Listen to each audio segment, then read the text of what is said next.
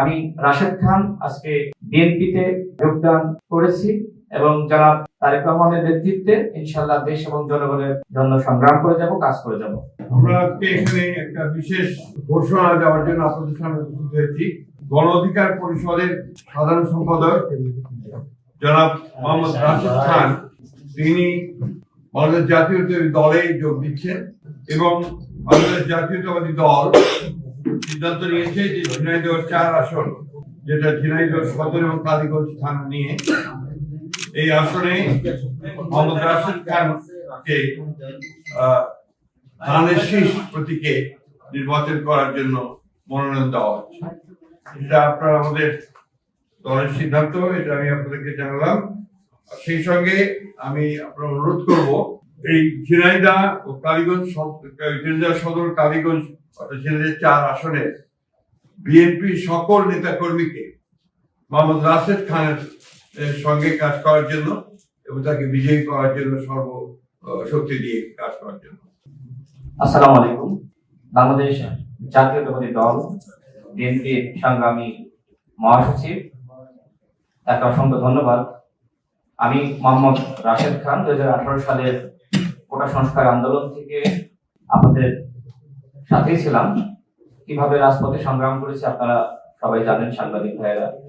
বিশেষ করে জুলাই গণঅভ্যুত্থানের সময় আমার পাশে বিএনপির স্থায়ী কমিটির সদস্য জনাব সালাউদ্দিন আহমেদ এবং আমি রাশেদ খান, গণ অধিকার পরিষদের সভাপতি নুরুল হক নূর, আমরা 3 জন একসাথে এই আন্দোলন সংগ্রাম সমন্বয় কাজ করার সুযোগ হয়েছে এবং আমাদের সংগ্রামী মহাসচিব এই সময় তিনি গ্রেপ্তার হন।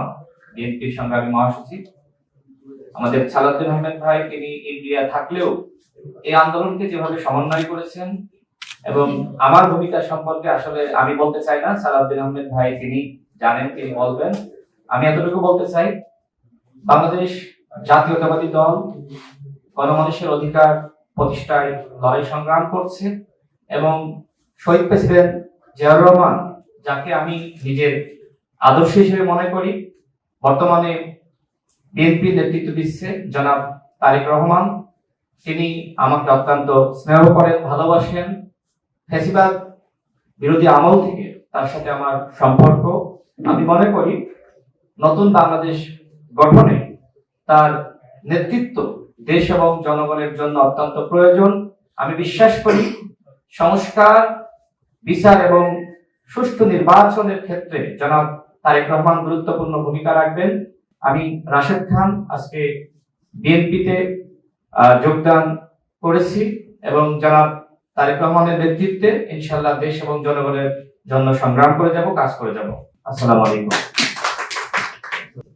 জনাব রাশেদ খান তিনি ছাত্র অধিকার পরিষদ থেকে শুরু করে গণ অধিকার পরিষদ পর্যন্ত তার যে যাত্রা এবং বিশ্ববিদ্যালয় কেন্দ্রিক যে ছাত্র আন্দোলন গড়ে উঠেছে, তার যে সাহসী ভূমিকা, তাতে দেশের ছাত্র সমাজের দাবি মানতে তৎকালীন স্বৈরাচারী সরকার বাধ্য হয়েছিল।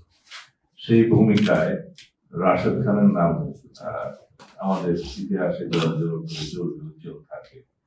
গণ অধিকার পরিষদের সভাপতি নুরুল হক নূর এবং রাশেদ খান বিগত 24-এর ছাত্র গণ অভ্যুত্থানে যে সাহসী ভূমিকা রেখেছে তা আমি জানি, তার মুখেও শুনেছেন, এবং তারা জীবন বাজি রেখে অনেক পদক্ষেপ নিয়েছিল ফ্যাসিবাদ বিরোধী গণতান্ত্রিক আন্দোলনে ফ্যাসিবাদকে হটানোর জন্য। সেই অবদান ইতিহাসে লিপিবদ্ধ থাকবে। আমরা চাই বর্তমান নতুন প্রজন্মের এরকম আরো অনেক সাবেক ছাত্র নেতা যারা এখনো বয়সে তরুণ, তারা জাতি বিনির্মাণে সঠিকভাবে পদক্ষেপ নিতে পারুক এবং সেজন্য তাদেরকে জাতীয় সংসদ থেকে শুরু করে সমাজের, রাষ্ট্রের বিভিন্ন স্তরে তারা প্রতিষ্ঠিত হোক, সেটা আমাদের কামনা। আমরা আগেও বলেছি অনেকবার, আগামীর বাংলাদেশ হবে মেধাভিত্তিক, জ্ঞান নির্ভর, প্রযুক্তি নির্ভর বাংলাদেশ, এবং সেই ক্ষেত্রে এই স্লোগানকে শুধু স্লোগানের মধ্যে না রেখে কার্যকরভাবে আমরা যাতে এই তারুণ্যের ভাবনাকে ধারণ করতে পারি এবং মেধা ও প্রযুক্তি নির্ভর, জ্ঞান নির্ভর বাংলাদেশ করতে পারি, সেই লক্ষ্যেই আমরা রাশেদ খানকে আমরা স্বাগতম জানাচ্ছি, অভিনন্দন জানাই আজকে তার এই সিদ্ধান্ত। আশা করি রাশেদ খান জনসমর্থন নিয়ে জাতীয় সংসদে প্রতিনিধিত্ব করতে পারবেন ইনশাআল্লাহ। তো সেই ক্ষেত্রে তার ভূমিকা আগামী বাংলাদেশে সর্বক্ষেত্রে ব্যাপকভাবে অবদান রাখতে পারবে বলে আমার মনে হয়। আবারও স্বাগত জানাই জনাব রাশেদ খান। গণ অধিকার পরিষদের জন্য কিছু বলবেন কিনা? আমার মনে হয় গণ অধিকার পরিষদ থেকে উনি পদত্যাগ করে এসছেন, তাই না?